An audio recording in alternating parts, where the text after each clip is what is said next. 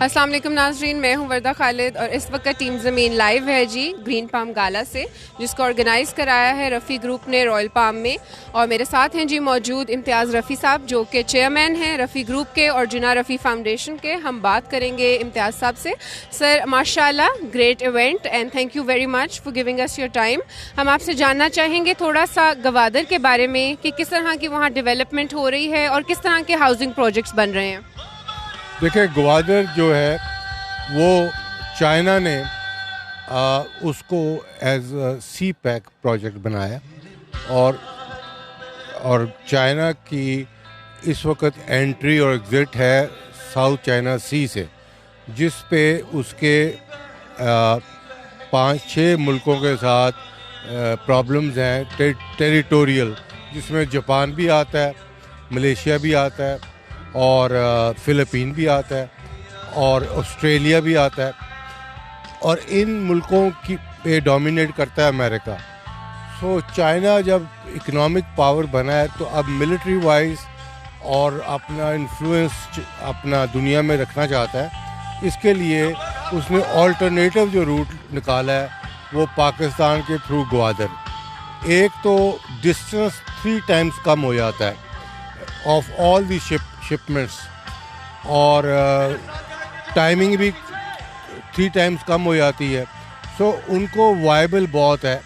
और उसके बाद चाइना का जो वेस्ट साइड है वो 12% खाली पॉपुलेशन है, बाकी सारी पॉपुलेशन चाइना की ईस्ट कोस्ट की तरफ है चाइना की। तो वो वेस्ट को भी अब डेवलप करना चाहता है। तो इसके लिए सी पैक बिकम्स वेरी इम्पॉर्टेंट। फिर सी पैक के 2 साल के बाद चाइना ने का प्रेसिडेंट जब आया पाकिस्तान, तो उसने 1 बेल्ट 1 रोड डिक्लेयर किया, जिसमें 125 कंट्रीज़ हैं। सो आप ये सोचें कि ग्वादर से 125 कंट्रीज़ की कनेक्शन विद चाइना का जितना एक्सपोर्ट या इंपोर्ट है उसका मेजर चंक ग्वादर से जाएगा और आएगा।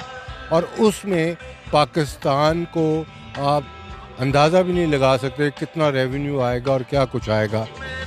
$60 बिलियन चाइना ने प्रॉमिस किया था, जिसमें से $35 बिलियन लग चुका है, जिसमें ये बिजली भी आ रही है और ये नेटवर्क ऑफ सड़कें जो बनी हैं, ब्रिजेस जो बने हैं ऑरेंज टेन लाहौर में और बेपनाह चीज़ें। तो 35 बिलियन लग गया। फ़ेज़ 2 अब शुरू हुआ है और फ़ेज़ 2 में के बाद ग्वादर पोर्ट फुली फंक्शनल हो जाएगा। सर मैं चाहूँगी कि थोड़ा सा आप जो है वो ग्रीन पाम हाउसिंग प्रोजेक्ट के बारे में भी बात करें।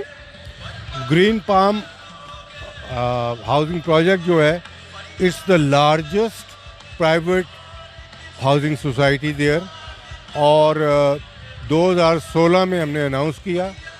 उसकी कंस्ट्रक्शन फुल स्विंग में जा रही है।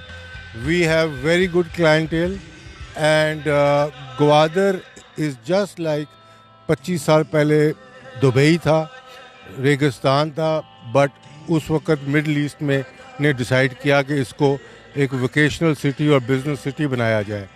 तो आज देख लें दुबई वर्ल्ड मैप पे आ गया। इस तरह ग्वादर आज से 5-10 साल में दुनिया के वर्ल्ड मैप पे होगा और सबसे ज़्यादा यहाँ पे फाइनेंशियल एडवांटेजेस हैं और तरक्की होगी।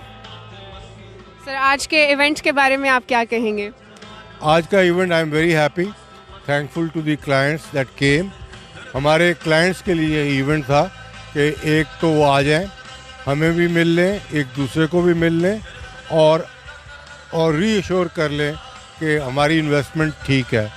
इन्वेस्टमेंट करने के वक्त, रियल एस्टेट की इन्वेस्टमेंट करने के वक्त जो पहला थंब रूल है, जो मैं समझता हूँ कभी मिस नहीं करना चाहिए, वो ये है कि आप उस प्रोजेक्ट में जाएं, उस डेवलपर के साथ जाएं जिसका ट्रैक रिकॉर्ड अच्छा हो, जिसने डिलीवरी दी हो और जिसकी क्रेडिबिलिटी अच्छी हो। Then you can not go wrong. Thank you very much sir, thank you so much for your time. तो ये थे जी इम्तियाज़ रफ़ी साहब, chairman of the Rafi group, और आज बहुत अच्छा इन्होंने इवेंट ऑर्गेनाइज़ कराया। देख सकते हैं आप, तो अभी फरहान सईद का कॉन्सर्ट भी चल रहा है। So thank you very much for following us. अल्लाह हाफ़िज़।